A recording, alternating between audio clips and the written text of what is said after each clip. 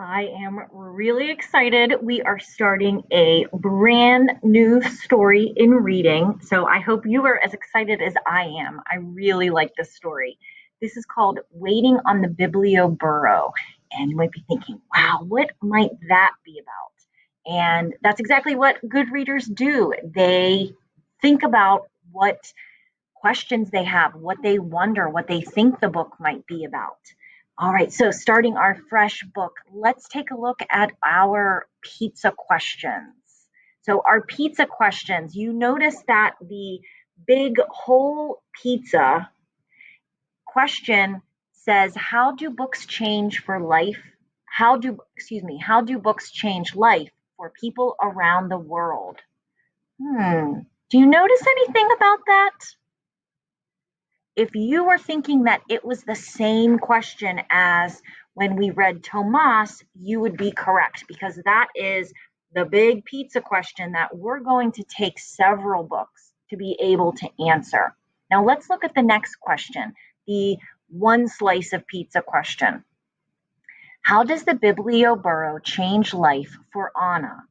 How does the Biblioburro change life for Anna? What do you notice about that question? I noticed as well that our last question was our last focus question, our one piece of pizza question, asked how the library lady changed life for Tomas. So, let's kind of keep that book in the back of our minds as we read this one. But it's going to take us a little bit of time to answer this question. But today, our one bite of pizza question is, what do I notice and wonder about waiting on the Biblioburro, waiting for the Biblioburro? We've seen this kind of question before, except it's with a new story. So we are going to be noticing and wondering today. So what we're going to do first, and this is something that good readers do, is I am going to just kind of scroll through the pages of the book and let you just take a look at the pictures and just see what you notice. And then I want you to think about a question that you have before we start reading the text, the story. And eventually, what you're going to do in this seesaw activity, when you're finished watching the video, you'll go back and you're going to write the question that you had. But then I'm going to read the story today. So I'd like you to look for the answer and then also answer your question after you've listened to the story. So what you might want to do, just to kind of help you remember, is keep the words who, where, and what in your mind.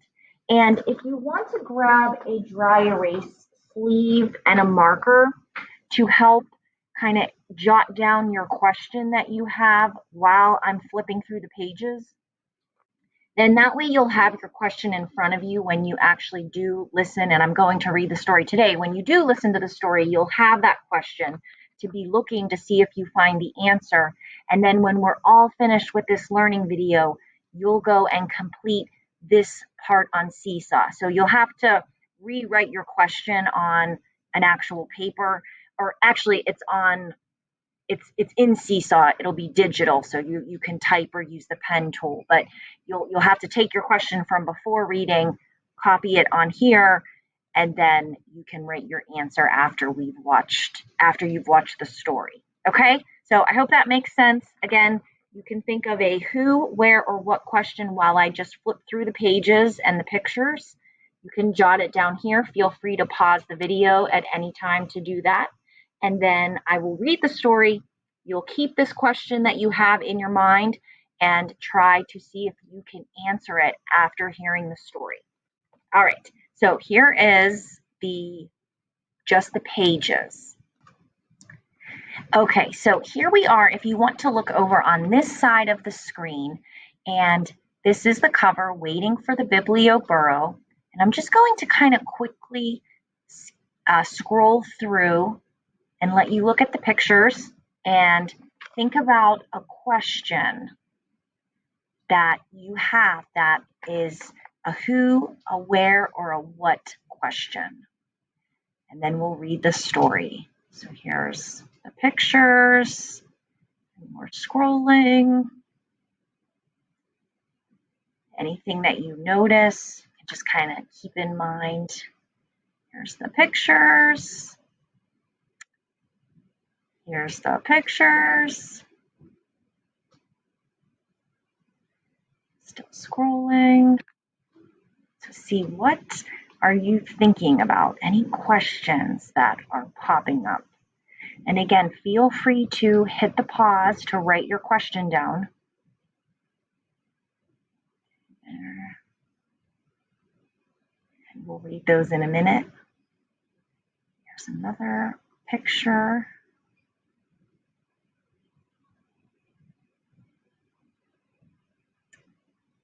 More pictures. Pictures.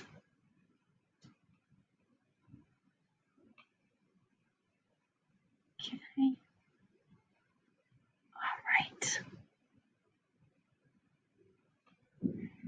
So again, feel free to pause when you think of a question. And remember, there's not a right or wrong answer. This is just something that you wonder. That's what good readers do. They notice and they look and think, I wonder what that is, or I wonder who that is, or I wonder where they're going, or what, just anything that you have a question about. And then when we read it, you see is it one of the types of questions that you can answer. And then here we are coming to the end. Another picture. And I really like the illustrations in this book. We have another picture. Okay. And there we are at the end. All right, so that was a preview of Waiting for the Biblioburro. So again, you can write a question that you had. And now we're going to actually go and read the story and see if you can find the answer to the question that you just wrote on your dry erase board. All right, are you ready? Waiting for the Biblioburro. Sit back, relax, enjoy. If you need to pause and stretch your legs for a minute, feel free, and then come back and join me for this story. Waiting for the Biblioburro by Monica Brown. Sorry there. On a hill behind a tree, there is a house. In the house, there is a bed, and on the bed, there is a little girl named Anna, fast asleep, dreaming about the world outside and beyond the hill.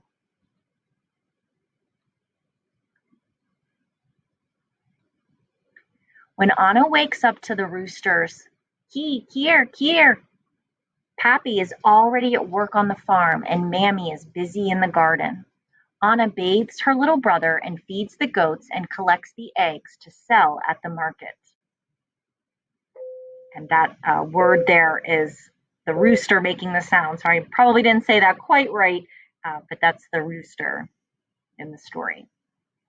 After breakfast, Anna and her mother walk down the hill. Anna closes her eyes against the sun and wishes she was back in the cool of the house with her libro, her book. I know I've heard that word before. Anna has read her book, her only book, so many times she knows it by heart. The book was a gift from her teacher for working so hard on her reading and writing. But last fall, her teacher moved far away, and now there is no one to teach Anna and the other children in her village. Don't forget to see if you are finding any answers to your question that you asked. So at night on her bed in the house on the hill, Anna makes up her own cuentos and tells the stories to her little brother to help him fall asleep. She tells him stories about make-believe creatures that live in the forest and the mountains and the sea. She wishes for new stories to read, but her teacher with the books has gone.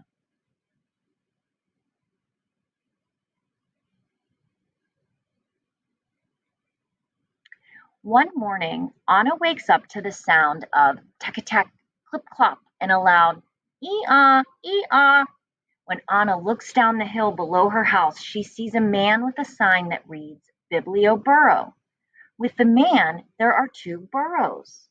What are they carrying? What do you think they're carrying? Libros, books. Anna runs down the hill to the man with the sign and the burros and the books. Other children run to him too, skipping down hills and stomping through the fields. Who are you? Who are they? The children asked. The man says, I am a librarian, a bibliotecario, and these are my burros, Alpha and Beto. Welcome to the Biblioburro, my biblioteca. But senor, Anna says, I thought libraries were only in big cities and buildings. Not this one, says the librarian. This is a moving library. Then he spreads out his books and invites the children to join him under a tree.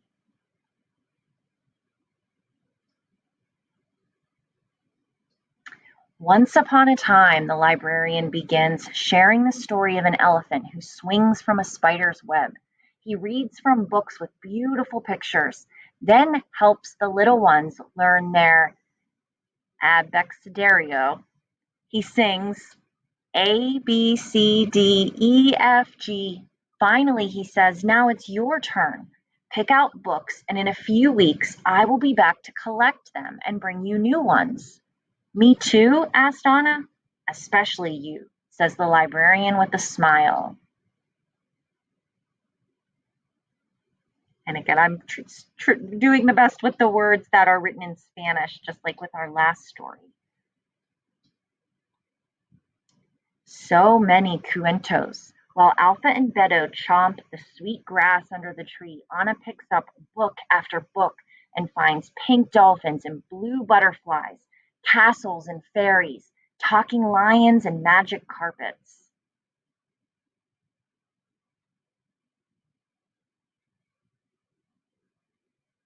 Someone should write a story about your burrows, Anna tells the librarian, rubbing Alpha's nose and feeding more grass to Beto. Why don't you? He asked. Then he packs up the books and is off. Enjoy, he calls to the children. I will be back. Anna runs up the hill to her house, hugging the books to her chest. She can't wait to share her books with her brother, and that night she reads until she can't keep her eyes open any longer.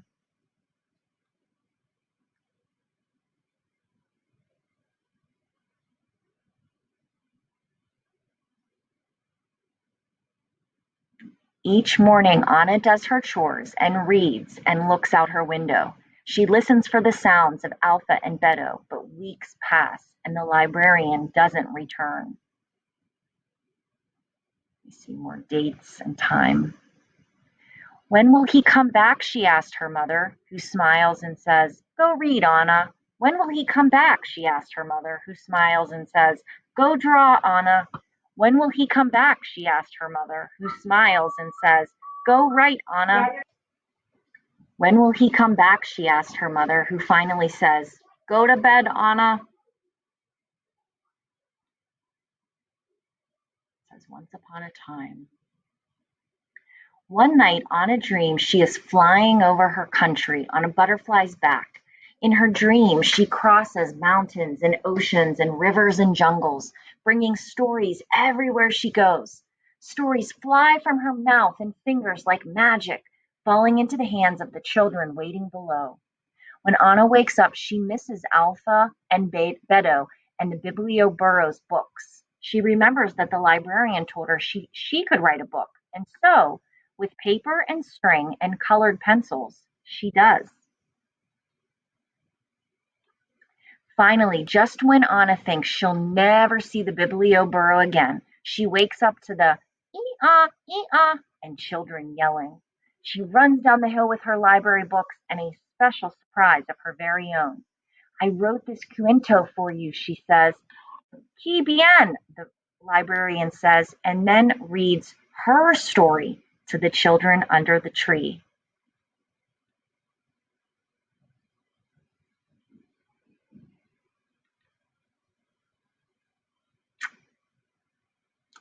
When it's time to go, Anna's book is packed carefully on the burro's back, ready to be carried away over the hills and through the fields to another child who is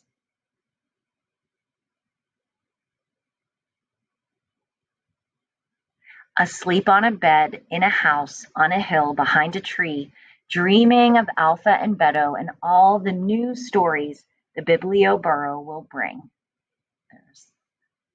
And then here is the picture. All right, we will read the author's note another time, but that was Waiting for the Biblioburro. So hopefully the question that you asked, you were able to find the answer after we just read the story. So we will keep talking about this, and just like last time, tomorrow we will go over some of the questions and answers that you came up with. But if you could now take the question that you asked and go ahead and you'll be finished with this video, you can tap add response, and let me just go back to that page 1 second. Okay, you can write the question that you had come up with right here before we read, and feel free to draw a picture. And then here you can see if you were able to answer your question, and go ahead and fill that in. So again, this is just on your Seesaw, so it is digital, meaning you can type on your iPad or use the pen tool. And then once you've done that, you can hit the check to submit. And I can't wait to see what questions you had, what you wondered about the story. And we will talk more about the questions and the answers in tomorrow's learning video. So let me know if you have any questions or need anything. And I hope you enjoyed the story.